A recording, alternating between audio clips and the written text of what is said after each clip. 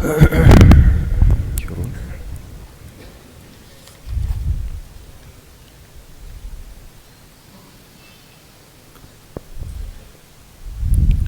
باللہ من الشیطان الرجیم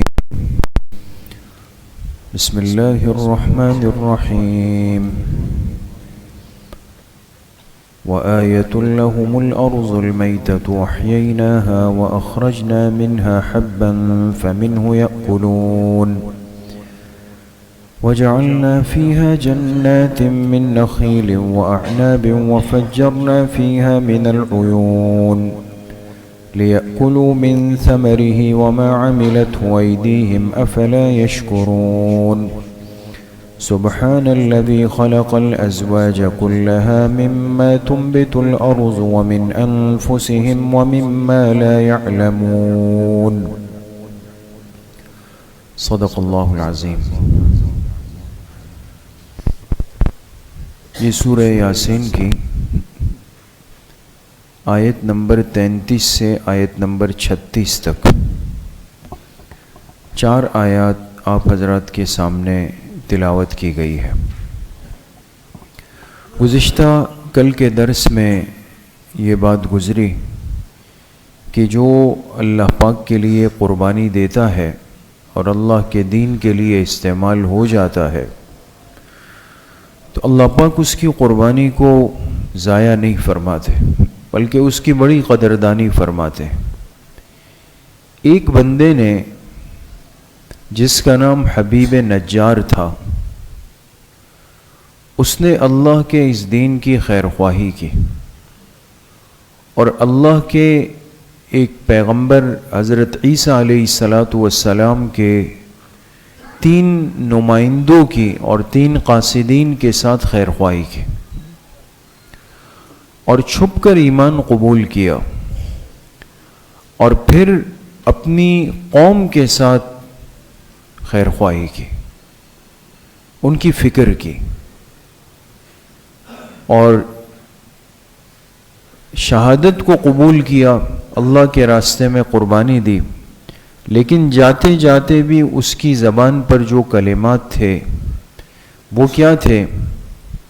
یا لیت قومی یعلمون، کاش کہ میری قوم کو اس حقیقت کی سمجھ آ جاتی کہ مجھے موت تو آئی لیکن میں ناکام نہیں ہوا. بما غفر لی ربی وجعلنی من المکرمین، کاش کہ میری قوم کو آج یہ پتہ چلتا کہ اللہ نے مجھے بخش دیا ہے اور اللہ نے میرا بڑا اکرام فرمایا. تو انسان کے دل میں جب اپنی قوم کی اور امت کی فکر ہوتی ہے اور اللہ کے دین کے لیے بندہ استعمال ہو جاتا ہے تو ایسا بندہ اللہ کے ہاں بڑا قیمتی اور بڑا محبوب ہے. آج کی جو آیات ہے اس میں اللہ پاک نے اپنی ان نعمتوں کا تذکرہ فرمایا ہے جس سے یہ انسان ساری زندگی استفادہ کرتا ہے. جب ایک انسان کسی کی نعمت کو، کسی کے احسانات کو استعمال کرتا ہے تو بھئی وہ تو انسان کا محسن بن گیا نا. تو محسن کا بڑا حق ہوتا ہے کہ انسان اس کو ساری زندگی یاد رکھے، اس کو بلائے نہیں. اس لیے جو اپنے محسن کو بھلا دیتا ہے ہمارے ماحول میں اس کو کیا کہتے ہیں؟ احسان فراموش. یہ تو احسان فراموش ہے، اس نے اپنے محسن کو بھلا دیا. تو پوری کائنات کے محسن اول، محسن حقیقی، محسن ابدی وہ اللہ کی ذات ہے. بندہ اللہ کی نعمتوں کو استعمال بھی کرے، اس سے فائدہ بھی اٹھائے اور پھر اس کے بعد اسی اللہ کے ساتھ شرک بھی کرے، اسی اللہ کو بھلا دے. کتنی بڑی احسان فراموشی. تو ان آیات میں اور پھر اس کے بعد جتنی آیتیں ہیں تقریباً اللہ پاک نے اس میں اپنے مختلف انعامات و احسانات کا تذکرہ فرمایا. ان آیات کا ترجمہ ہے وَآیَةٌ لَهُمُ الْأَرْضُ الْمَيْتَةُ، اور ان لوگوں کی سمجھ کے لیے اللہ کی قدرت کی بڑی ایک نشانی ہے کہ زمین کا بڑا حصہ المیتہ وہ ویران ہے، بے آباد ہوتا ہے. احییناها، ہم اس ویران زمین کو آباد کر دیتے. بارش برستی ہے، وہ زمین آباد ہو جاتی ہے. پھر وَأَخْرَجْنَا مِنْهَا حَبًّا، اسی زمین سے ہم نکالتے ہیں اناج کو، غلہ نکلتا ہے، فصلیں نکلتی ہے. فَمِنْهُ يَأْكُلُونَ، اور پھر اس سے یہ انسان کھاتا ہے، استفادہ کرتا ہے. وَجَعَلْنَا فِيهَا جَنَّاتٍ، اور اسی زمین کے اندر پھر ہم اگاتے ہیں باغات کو. من نخیل وَأَعْنَابٍ، جیسے کہ کھجور کے باغات اور انگور کے باغات. یہ دو چیزیں بطور مثال ذکر کی، ورنہ تو کتنے پھل ہیں اور کتنی نعمتیں ہیں وہ تو انسان شمار بھی نہیں کر سکتا. وَفَجَّرْنَا فِيهَا مِنَ الْعُيُونِ، اور ہم اس زمین میں بہا دیتے ہیں پانی کے چشمے. لِيَأْكُلُوا مِن ثَمَرِهِ، تاکہ یہ انسان اس زمین سے نکلنے والے پھلوں کو کھا سکے. وَمَا عَمِلَتْهُ أَيْدِيهِمْ، اب دیکھیں یہاں دو ترجمے. عربی زبان کے اندر کتنی وسعت ہے. یہ لفظ ماں ہے نا، ماں، یہ بھی دو طرح ہے. یا تو یہ ماں نفی کے لیے آتا ہے، یا کبھی یہ ماں موصولہ ہوتا ہے. اگر نفی کے معنی میں ہو تو ترجمہ ہے اس انسان کے ہاتھوں نے اس میں کچھ بھی نہیں کیا. بھئی بارش ہم نے برسائی؟ ہم نے نہیں برسائی نا، سارا نظام اللہ نے چلایا. پھر پانی برسنے کے بعد زمین سے فصلیں ہم نے نہیں اگائی، اللہ پاک کا حکم چلا ہے. پھر یہ پودے، پھل، پھول، یہ سب کیسے پکے؟ اللہ کے حکم سے. تو انسان کے ہاتھ اور محنت کا تو اس میں کوئی حصہ نہیں ہے. ایسا ہی ہے نا دوست. دوسرا ترجمہ یہ کہ یہ سارا نظام اللہ نے چلایا، بارشیں ہو گئی، چشمے پھوٹ گئے، غلہ، اناج، فصلیں، پھل اور پھول، پودے اگائے. وما عملت ایدیہم، پھر اس میں کچھ محنت انسان کے ہاتھوں نے بھی کی. جیسے کسان جاتا ہے، محنت کرتا ہے، ہل چلاتا ہے، ٹریکٹر چلتا ہے، پھر فصل کٹتی ہے، کچھ نہ کچھ انسان کے ہاتھ بھی استعمال ہو گئے اس میں. افلا یشکرون، پھر یہ لوگ شکر ادا کیوں نہیں کرتے. سبحان الذی خلق الازواج کلھا، پاک ہے وہ ذات جس نے ہر چیز کا جوڑا پیدا کیا، جوڑ بنایا. کلھا مما تنبت الارض، چاہے وہ زمین سے پیدا ہونے والی چیز ہے وہ بھی جوڑا جوڑا ہے. ومن انفسہم، چاہے یہ انسان خود ہے اس کا بھی جوڑا ہے. ومما لا يعلمون، اور کتنی ہی چیزیں ایسی بھی ہیں کہ جن کا جوڑ ہے لیکن لا يعلمون، یہ انسان اس کو نہیں جانتا.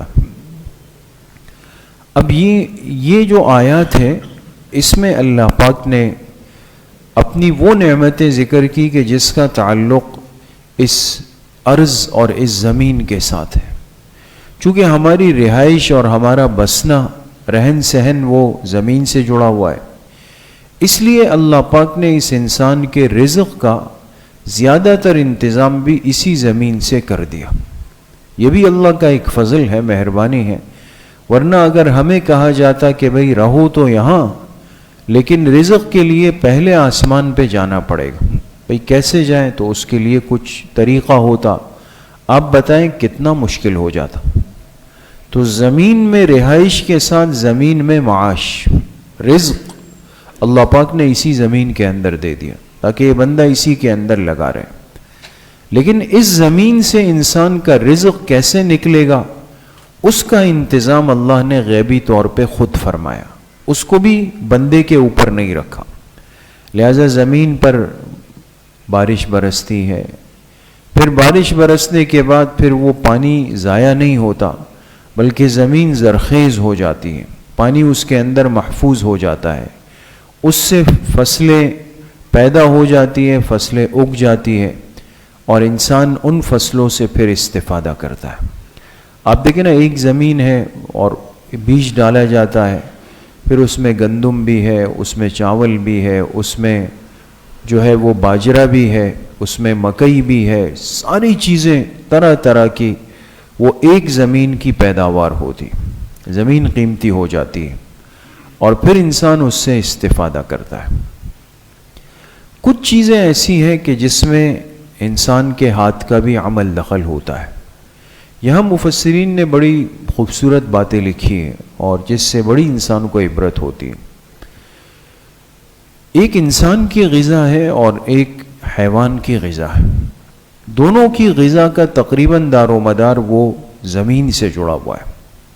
ہماری غذا بھی زمینی ہے، جانوروں کی، حیوانات کی غذا بھی زمینی ہے. لیکن فرق کیا ہے کہ جانوروں کی غذا اللہ نے مفرد رکھی ہے اور انسان کی غذا جو ہے وہ زیادہ تر مرکب ہے. بات بہت آسان ہے لیکن اہم ہے. حیوانات کی غذا مفرد ہے، کیا مطلب؟ اب دیکھیں نا، گائے، بھیڑ، بکری، بھینس جو حلال جانور ہے، اب دیکھیں نا عید آئے گی، آپ جانور لائیں گے، اس کے سامنے کیا رکھیں گے؟ آپ اس کے سامنے گھاس رکھیں گے نا، آپ اس کے سامنے چارہ رکھیں گے، آپ اس کے سامنے پانی رکھیں گے. لیکن کبھی ایسا ہوا کہ ہم گھاس چارہ لائے ہوں اور پھر گھر والوں کو کہا ہو کہ ذرا اس میں تیل کا تڑکا لگا دیں؟ ہوتا ہے کبھی؟ یا اس میں گرم مسالہ اور لال مسالہ اور یہ ذرا مکس کر دیں اس کے اندر کہ آج ذرا بیل کو بریانی کھلانی. نہیں ہے نا. جانور کی غذا مفرد ہے اللہ کی. کیوں؟ اس لیے کہ جانور ایک حیوان ہے، وہ جنگلات میں خود پیدا ہو، بڑا ہو، خود کھائے، خود چرے. لیکن انسان کی زندگی ایک اشرف المخلوقات والی زندگی. ایسا نہیں ہے کہ ہم نے بازار سے سبزی خریدی اور گھر آ کے دسترخوان پہ بیٹھ کے اسی کو چبانا شروع کیا، یا جا کے وہاں سے مرغی گوشت خریدا اور آ کے اس کو کچا کھانا شروع کیا. ایسا نہیں. ہماری غذا کیا ہے؟ مرکب ہے. ہم چیز سے چیز کو جوڑ دیتے ہیں. لہٰذا جب سبزی خریدتے ہیں تو گھر والے کیا کہتے ہیں؟ بھئی اس کے ساتھ ٹماٹر بھی لے لیں، مرچیں بھی لے لیں، لہسن ادرک بھی لے لیں، دہی بھی لے لیں. 4-5 چیزیں مرکب ہو کر ایک مفید، قیمتی، طاقتور سالن تیار ہوتا ہے، ایک چاول تیار ہوتے ہیں. ہے یا نہیں ہے دوستو؟ اس طرح مرکبات کو جوڑ کر ترکیب دینا یہ انسان کی خاصیت ہے، انسان کا خاصہ ہے. انسان اس پر محنت کرتا ہے، انسان کے ہاتھ اس کے اندر استعمال ہو جاتے، انسان کی عقل اس کے اندر استعمال ہو جاتی ہے. یہ سمجھ اور یہ صلاحیت اور یہ سوچ انسان کو کس ذات نے دی؟ اللہ پاک نے دی دوستو. انسان نہیں سمجھتا کہ یہ بھی ایک بڑی نعمت ہے. ورنہ تو کیا فرق ہے انسان اور حیوان کے اندر؟ دونوں کی غذا زمین سے پیدا ہو رہی ہے. لیکن جانور، حیوان کی رسی ذرا ڈھیلی کرو، وہ گھاس پہ ٹوٹ پڑے گا. وہ کوئی اس کے دھونے کا اور کوئی بسم اللہ کا اور کوئی بیٹھنے کا، کوئی برتن کا انتظار تو نہیں کرے گا. لیکن یہ انسان ہے نا، دیکھیں کہ چیز آئے گی، پہلے دھوئی جائے گی، پھر اس کو صاف چھری سے کاٹا جائے گا، پھر اس کے ساتھ دوسری چیزیں مکس ہوں گی، پھر برتن صاف ہوں گے، پھر ایک نسخہ ہوگا مستورات کے پاس گھر کی کہ بھئی آج اگر دال بنانی ہے تو اس کا کیا طریقہ ہے، سبزی کا کیا ہے، قورمے کا کیا ہے، بریانی کا کیا ہے. اور اب تو ماشاءاللہ کراچی والے تو نمبر 1 پہ ہے، ان کا تو کوئی ثانی نہیں ہے پوری دنیا کے اندر. طرح طرح کی چیزیں بنتی ہے اور طرح طرح کے نسخے ہیں اور کھانے ہیں، اس کی لذتیں ہیں. یہ سب شعور اور ادراک اور سوچ فہم، یہ سوچ اللہ پاک کی طرف سے آئی ہے دوستو. یہ علم بھی اللہ پاک کی طرف سے آیا، یہ شعور اللہ پاک کی طرف سے اس انسان کو دیا گیا. تب جا کر یہ انسان اللہ کی نعمتوں سے استفادہ کر لیتا. اور اس کے ساتھ ساتھ اللہ پاک نے فرمایا کہ جتنی چیزیں اس زمین سے پیدا ہوتی ہیں ہم نے اس کا جوڑا بنایا. یہ چیز بہت قابل غور ہے کہ مما تنبت الارض، زمین کی جتنی پیداوار ہے اس کا بھی جوڑا ہے. کیا مطلب؟ علماء نے لکھا کہ ایک درخت ہوتا ہے، اس سے پھل کاٹے جاتے ہیں، اور آپ دیکھیں نا ہم گھر پھل لے جاتے ہیں، ایک کاٹتے ہیں وہ بالکل میٹھا، دوسرا کاٹا وہ کھٹا. ہوتا ہی نہیں ہوتا. حالانکہ وہ ایک ٹھیلے سے ہم نے خریدے اور ایک باغ کے پھل ہوتے ہیں، ایک درخت سے کٹے ہوئے ہوں گے، لیکن اللہ پاک نے اس کے اندر بھی ایک جوڑ کی مناسبت رکھ دی ہے کہ ایک میٹھا ہے، ایک کھٹا ہے، اور ایک سرخ ہے اور ایک ہرا ہے. ایک الگ الگ انداز کی چیزیں جوڑ کر وہ چلائی جاتی ہیں. اسی طریقے سے انسان کا جوڑ تو باہر صورت ہے، وہ تو سمجھ میں بھی آتا ہے، مرد ہے، عورت ہے، مذکر ہے، مؤنث ہے، نر ہے، مادہ ہے، اللہ پاک نے ان کا جوڑا بنا دیا. اور فرمایا مما لا يعلمون، کتنی چیزیں ایسی ہیں جو انسان کا علم نہیں لیکن اس کا بھی جوڑا ہے. ہمارے مفسرین نے لکھا ہے اس کائنات کی ہر چیز، چاہے اس میں حیات محسوس ہو یا نہ ہو، یہاں تک تفسیروں کے اندر لکھا ہے کہ جو پہاڑ اللہ نے پیدا فرمائے ہیں، ان پہاڑوں کے اندر بھی جوڑا رکھا ہے. پہاڑوں میں بھی مذکر ہے اور مؤنث ہوتے ہیں. درختوں میں تو عام ہے نا، درخت تو ہم دیکھتے ہیں نا، آپ دیکھیں نا بعض یہ کھجور کے درخت، خاص طور پہ کھجور کا درخت آپ نے دیکھے ہوں گے، جن حضرات نے کھجور کے باغات دیکھے ہیں، دیکھیں نا ایک جڑ سے 2 درخت نکلے، 2 درخت، اس سے زیادہ بھی. آپ حیران ہوں گے. ہمارا بھی عمرے کا سفر تھا، ہم خیبر گئے.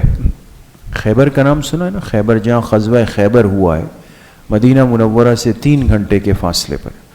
تو الحمدللہ اللہ نے موقع دیا خاص اس جگہ جانے کا جہاں یہ یہود کے قلعے اور جہاں یہ غزوہ خیبر کا بڑا معرکہ ہوا. اور چونکہ خیبر مشہور تھا کھجور کی فصلوں کے لیے، آج بھی اس جگہ پر کھجور کے بڑے بڑے باغات ہیں. آپ حیران ہوں گے کہ پہلی دفعہ یہ مشاہدہ ہمیں ہوا، آپ میں سے یقیناً کسی نے دیکھا ہوگا. ہم سمجھتے تھے کھجور کے ایک جڑ سے 2 درخت نکلتے ہیں، یعنی زیادہ سے زیادہ یہ جوڑا ہے. ایسے بھی خیبر کے اندر کھجور کے درخت تھے کہ ایک جڑ ہے، اس سے 5 درخت نکل رہے ہیں. 5 درخت ایک وقت میں ایک جڑ سے نکل رہے ہیں. آپ یعنی اللہ پاک کی کتنی بڑی قدرت ہے کہ ہر مخلوق کے اندر اللہ پاک نے جوڑا بنایا ہے. ان کے شرکا بن، جیسے انسان میں کہتے ہیں نا 3 بہن بھائی ہیں، 4 بہن بھائی ہیں، 5 بہن بھائی ہیں، ہر مخلوق میں اللہ پاک نے اس طرح کا جوڑ رکھا ہے. اور پتہ نہیں کتنی دنیا ہے اور آگے کیا کیا انسانوں پہ کھلتا چلا جائے گا، اور کتنی اللہ پاک کی قدرت اور اللہ پاک کی صانعیت ہے جو ابھی تک انسانوں کے اوپر پوشیدہ ہے، اور آگے پتہ نہیں کیا ہوگا. آنکھ جو کچھ دیکھتی ہے لب پہ آ سکتا نہیں، محو حیرت ہوں کہ دنیا کیا سے کیا ہو جائے گی. آگے کتنا علم ہے جو ابھی تک انسانوں کے عقل سے پوشیدہ ہے. تو بہرحال میرے عزیزوں، دوستوں، بزرگوں، یہ کائنات کی ایک ایک چیز اللہ پاک کی قدرت کاملہ کو واضح کرتی. اللہ کی طاقت کتنی بڑی ہے اور کتنی عظیم طاقت اللہ پاک کی. تو وہی ذات اس لائق ہے، اس قابل ہے کہ بندہ اس سے رجوع کرے، اسی سے اپنا تعلق، اسی سے اپنی محبت، اسی سے اپنی مودت، اسی کو عبادت کے لائق، اسی کو ہر چیز کے قابل سمجھے. اللہ کریم مجھے بھی آپ سب کو صحیح عمل کی توفیق نصیب فرمائے. الحمدللہ رب العالمین والصلاة والسلام علی سیدنا.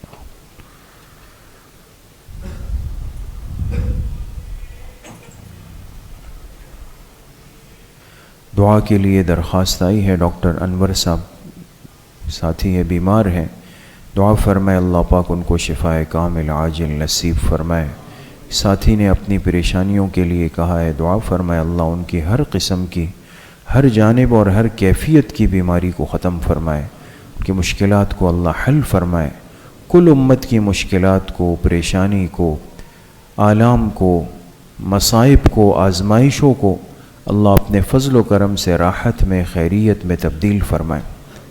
وصلی اللہ وسلم علی نبینا محمد وآلہ وصحبہ اجمعین برحمتہ.